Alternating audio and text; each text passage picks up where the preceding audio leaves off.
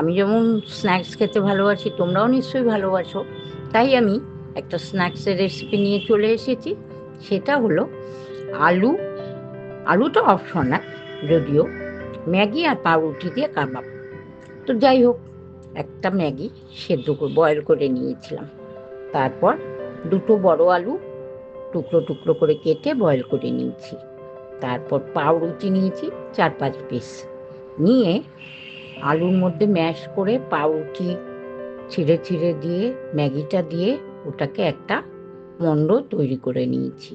তার মধ্যে দিলাম চিলি ফ্লেক্স, পেঁয়াজ কুচি, কাঁচা লঙ্কা কুচি, তারপর দিলাম চাট মশলা, গোলমরিচের গুঁড়ো, একটু হলুদ, স্বাদ মতো লবণ, সব দিয়ে মেখে নিয়ে মিক্সিং বলে মেখে নিয়ে সরাসরি চলে গেলাম রান্নাঘরে।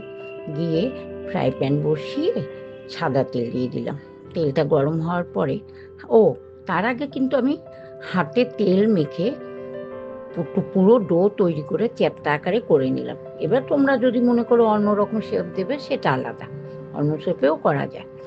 তারপরে শেপ করে নিয়ে একটু আটা গুলিয়ে নিয়েছিলাম।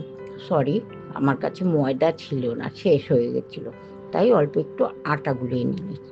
এখানে আটার জায়গায় ডিমও গুলিয়ে নেওয়া যেতে পারতো, তাহলেও হতো, কিন্তু ডিমটা আর দিলাম না। একটু আটা গুলিয়ে নিয়ে আটার মধ্যে আগে কাবাবটাকে তো দিলাম চুবিয়ে নিয়ে, তারপর ব্রেড ক্রামসে এই পাশ ও পাশ করে তেলের মধ্যে দিয়ে দিলাম।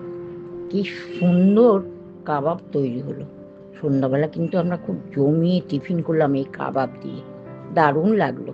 সাথে একটু সস নিয়ে নেওয়া হয়েছিল, দারুণ লেগেছে খেতে। তোমরাও করো, তোমরাও খেও, খুব ভালো লাগে। বাড়িতে গেস্ট আসলে তাদেরও বানিয়ে দিও। আজকের মতো টাটা।